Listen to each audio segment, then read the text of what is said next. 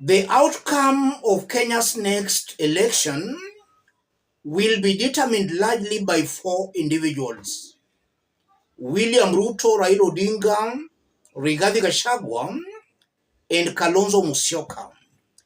Any political move by any of these individuals can easily alter the political landscape in the country.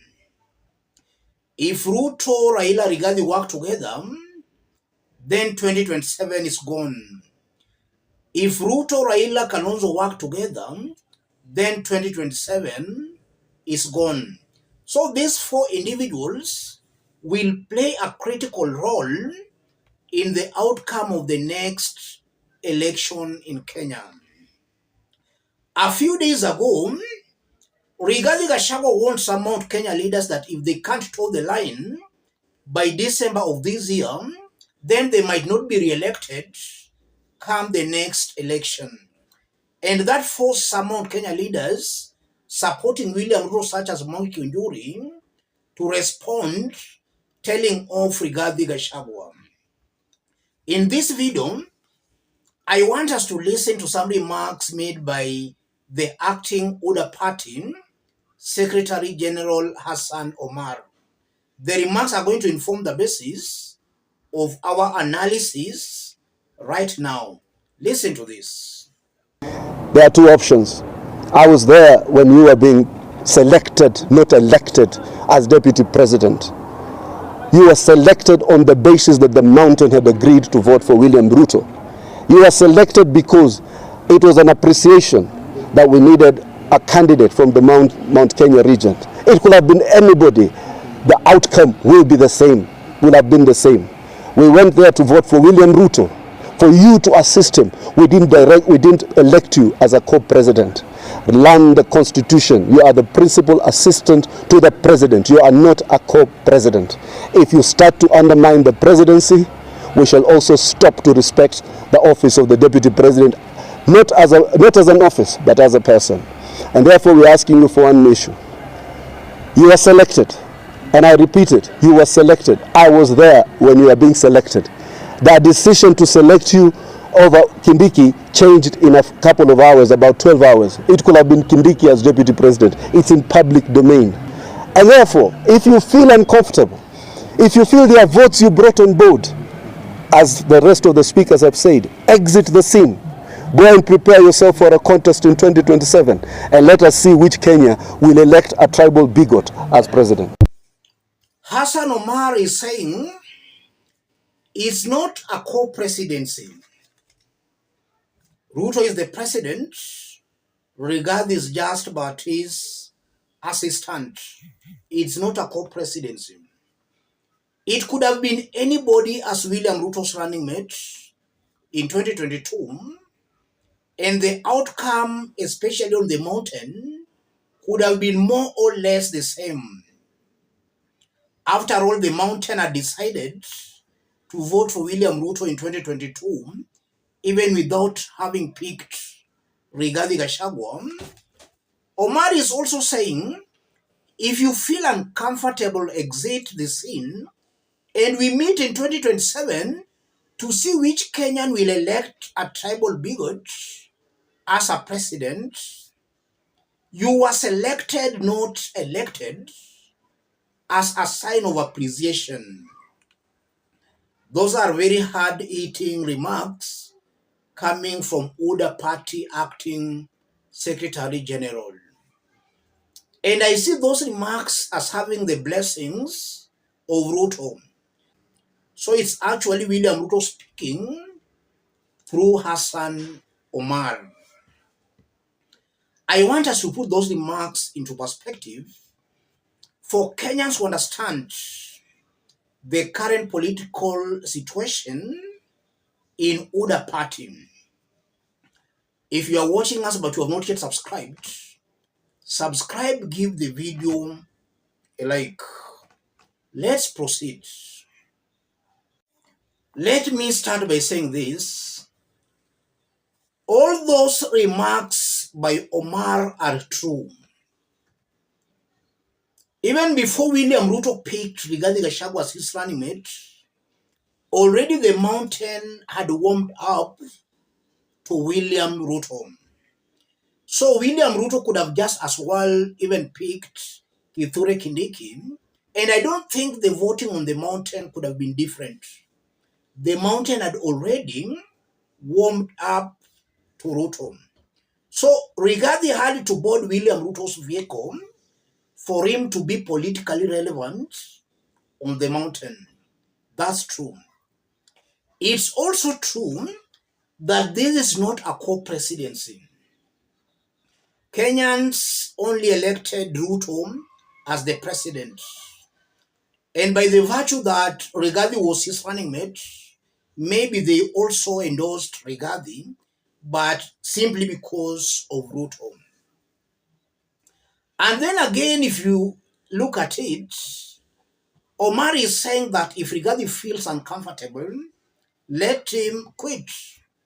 What is stopping Rigathi Gachagua from resigning?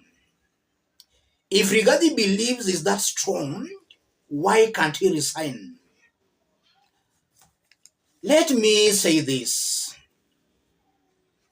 Rigathi cannot resign because it's still too early for him to resign. If he resigns now, then by 2027, Rigathi will not only be politically irrelevant in the country, but also on the mountain.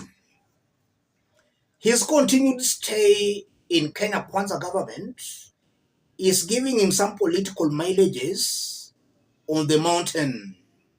And that's why Rigathi can't resign. Him being attacked by William Ruto and his team every now and then through the press, thus giving Rigathi Gachagua some serious political mileage on the mountain. In fact, by William Ruto's team attacking Rigathi Gachagua, they are giving him that popularity. Rigathi is very desperate to get on the mountain. In fact, not only the popularity, but also the sympathy on the mountain. So William Ruto's team, if they want to deal squarely with Rigathi Gachagua, they should not be attacking him through the press. Kenyans should just see action. If it's about Rigathi being impeached, then let him be impeached today. If William Ruto feels they can't impeach Rigathi Gachagua, then they should let him be. These constant attacks through the media, they are not in any way killing Rigathi's political career. They are only building him up. So Ruto and his team, it's either they move with the spirit to impeach Rigathi Gachagua, or they should permanently keep their silence and work with Rigathi Gachagua. Assuming now they continue with these attacks on Rigathi Gachagua, it's almost very clear that by 2027, Rigathi will be too powerful to a point he will be controlling the entire mountain vote. That's what I'm saying here. So it's either they impeach him now or they work with him.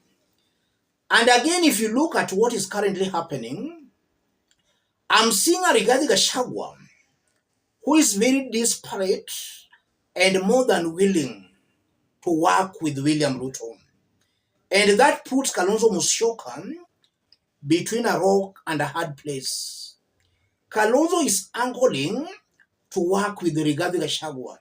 According to Kalonzo Musyoka, he knows that it's just a matter of time before Rigathi Gachagua quits Ruto's government.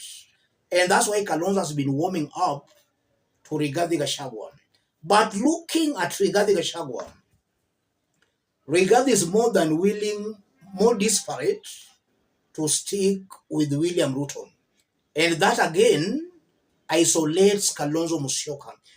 So as Kalonzo Musyoka prepares for 2027, he should not calculate that Rigathi Gachagua will be in his team. Let Kalonzo plan his politics without including Rigathi Gachagua. That's also something I'm seeing here, ladies and gentlemen. And to the issue that Rigathi Gachagua should quit, And then they meet in 2027 to see which Kenyan will elect a tribal bigot as president. William Ruto was voted in by a section of Kenyans, knowing fully well he was an ethnic chauvinist. And even with Rigathi Gachagua, I won't be wrong to say that some Kenyans will still vote for him. With all the negative remarks he has been making, some Kenyans will still vote for him. A section of Kenyans have got very high affinity for leaders who are not qualified holding public offices. And just as they did vote for Ruto, they can still easily vote for Rigathi Gachagua. And now to sum it all, there is a very big difference between 2022 and maybe the next election. In 2022, yes, Rigathi was not strong, but that does not mean he will not be strong come the next election. So there is a very big difference between 2022 and the next election. William Ruto and his team should well be informed that the scenario in 2022 might not be the same come 2027. The political situation in the country will have changed come the next election. Let me stop it there, ladies and gentlemen. If you are watching us but you have not yet subscribed, subscribe, give the video a like.